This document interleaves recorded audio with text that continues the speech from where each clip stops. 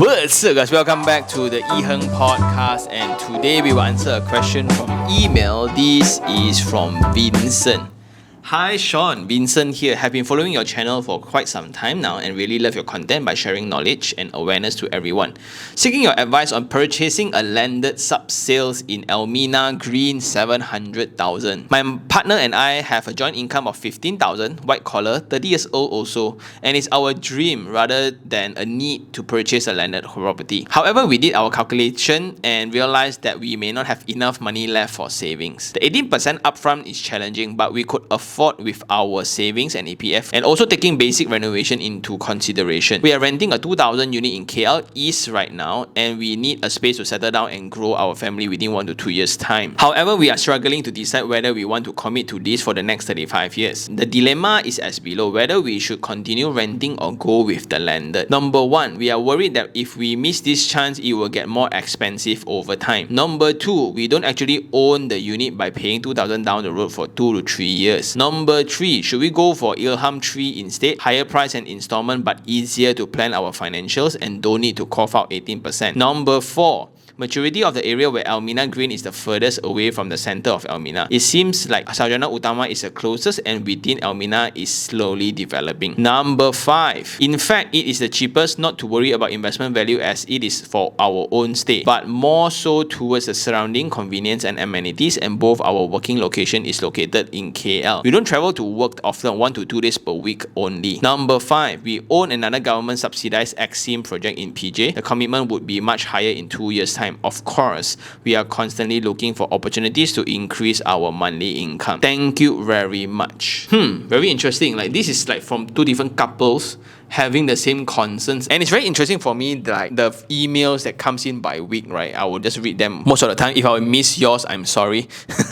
But there will always be common themes within the week or the period of time, so that's very interesting for me. But anyway, right, thank you so much, Vincent, for writing in, and it's about buying a sub-sale in Elmina Green for 700,000. Should they go ahead? A joint income of 15,000, now renting 2,000 in KL East, and the main concerns are almost the same like the other email. Future, they can no longer afford, right? So better buy now, if not really in the future, tak ada harap to. No more hope to stay in a landed anymore. Then paying for rent is a waste of money. So before we go forward, let's touch on this a little bit first. Like the landed property thing, again, is a very romantic thing for most of us that grew up in Klang Valley, because a lot of us, I think, we have the privilege to grow up in a landed terrace house, so we are just very romantic with it, and most of us just want a landed property to raise a family, so that's the most ideal, right? So looking at it, I think the head of Radar, he just said that developers are going to price 20% higher in the future already. So property price overall is going to increase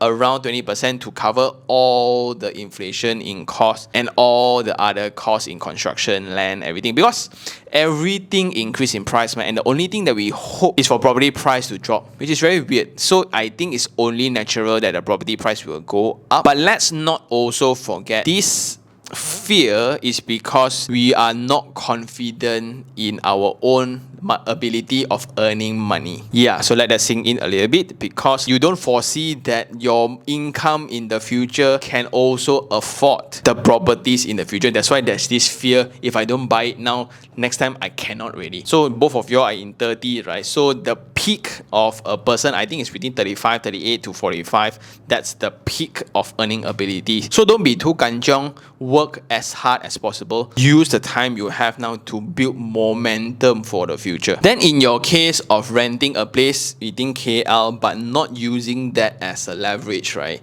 Then yes, you are actually wasting money. Because like rent is the need, how I define rent is the need of a temporary space. So usually if I were to work in Mangsa South, I would rent a unit very close to my workplace, so I don't have to travel as much. That's where I save and I pay for the premium for a space, right? But when I don't have to travel, right, so why stay so close? Why stay so nice? I can actually just stay in Rawang instead of staying in Bangsar South, because I don't have to travel to work. Then in this case, I think you should go for the landed property, because if you go for the 700,000 sub-sale, you will take 90% loan, which is 630,000. Your monthly installment is going to be around 3,000, which is just extra 1,000 for your every month. Then you already get your dream home already.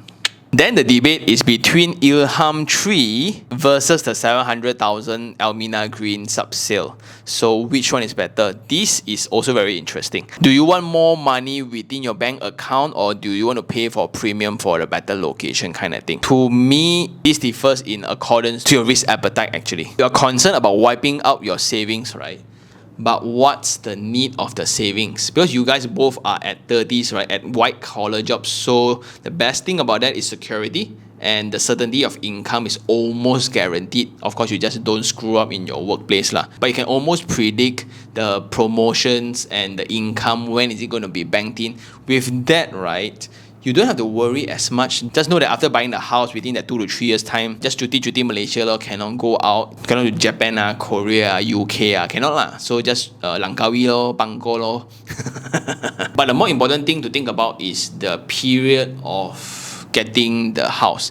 Means that when do you actually receive the keys to iherng 3? So I'm not too sure, because they have just launched so many things at once, right? I also lost track already. When are you going to get the keys, and is it okay for you to get the keys within that time? So let's say if it's strata property, another 2 to 3 years time, let's say another 30 months to go. 30 months, another 2.5 years, are you okay? Both of you will be 33 by then only you want to start a family then. Is it okay? I personally think both are similar, just that something to think about, which is what you wrote, the potential to capital appreciation as well. Indirectly, it means that because Elmina is also divided, so you can see Elmina Green, the main Elmina. Then also you have the luxury side of things, and that's how developers usually plan things lah. So Elmina Green is actually further away. So is the distance important to you? Like in the distance to the park, the distance to the highway, the distance to the shop offices, are those important to you? Then when there's a mall within Elmina itself, is that important to you? But in terms of capital appreciation, of course, is to stay closer, and of course of the product range, there will be difference. If not mistaken, iherng 3 is a stratified project also. So do think about all those, and it differs in your preference actually. But I think in terms of value for money, definitely the sub-sale one would be better lah. So now I think the main discussion point here, I think financial wise, both of you can afford, right? 15,000 a month. But what's the ultimate plan that will actually change this entire conversation? They are very different people, and there are different opinions towards real estate, right? So some people, they just want to have an ultimate home that they can afford at that current junction of time, which is like y'all. So like as a joint income of 15,000, you go max out to buy whatever the best you can afford now, and hopefully that will be the setting for the next 10-20 years lah, right? So that's all right. So with that mindset, then all of this is marginal, it's all personal preferences. But can you all afford it? Definitely. In 10 to 20 years time, the only uncertainty within that period is the source of income. Like when AI is coming, when Web3 is being implemented, when NFT being the ticketing system to a lot of things, are your jobs secured? Are your income being sorted out? These are things that needs to be discussed within this period, because the development of technology is just insane. And this is also somewhat related to the confidence level of the future. Like if I'm getting myself educated about all the upcoming trends and upcoming technologies, and I'm pretty certain my values will be there in the future, so I'm not so concerned about property price increasing for the next 10-20 years, because I know I can. I'm confident in myself. So that's the difference. Meanwhile, there are people like me, instead of getting an Elmina house, I would use that slot of 90% to get an investment apartment. So I will get that, then I can actually move it in, and it doesn't matter where it is, because I can actually stay in it, or I can choose to rent it out. And that's because I don't need the property yet. So let's say if I were to invest in a property, then now it starts generating income, and now it starts generating rent for me while I still work. Then that's the proper usage of your slot, instead of just renting a unit for the proximity purpose lah. And for me, I will just duplicate that again and again until I'm pretty certain that when the future comes, which is within the same theory where everyone worry the property price is going to be beyond affordability in the future, right?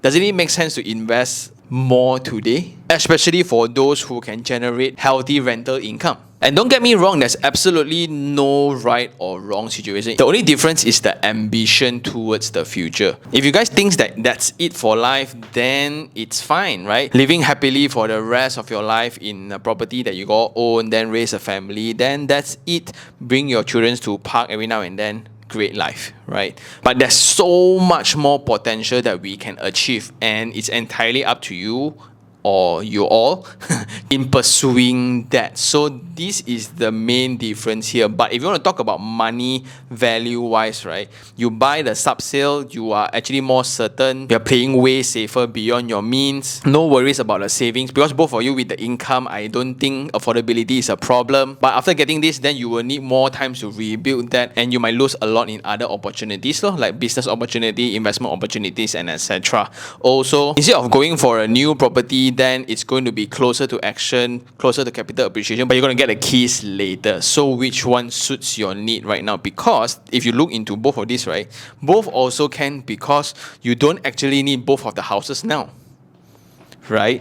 There's no actual need for the house now, but it's actually a dream. So when it comes to dream, only you all know perfectly how the dream goes. But in terms of investment, I will definitely invest in something that can generate rent in the meantime while I try to settle down somewhere. Another thing to consider is, do you all know what to do with the extra money in the bank? Like, let's say if you go for the new property also, right? I don't have to use my own money up front. Yes, but what is your money doing? That's also something to think about. Is it just sitting in a savings account, or is it just in a fixed deposit, or is it within EPF, or is it within other asset classes? So that's something to also think about. Well, this is also an obsession in trying to make our money work harder for us, lah. So within that 3 years time, I can actually generate some profits already while waiting to get the keys, instead of spending now. But spending now, I don't have to pay so much in monthly installments. Then in terms of capital appreciation, nobody can promise you anything one lah. Does it mean by living closer to a mall have better capital appreciation?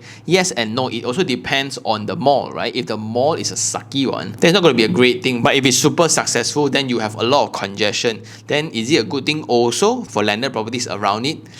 Nobody knows. So in conclusion, this is a rather tough one. But for both of you, Vincent, I think new or sub sale both works. So it depends on how much you are willing to pay for the dream that you all want. Are you going to max out, or are you just going to go a little bit closer? So which one you want? Because practically, if I were in your shoes, I would buy neither. Really, I would buy neither because I don't need it yet. I would definitely go the route that I'm in right now to acquire as much as possible, since everyone is saying property price is going to go up beyond affordability. So I'm trying to gear as much as possible.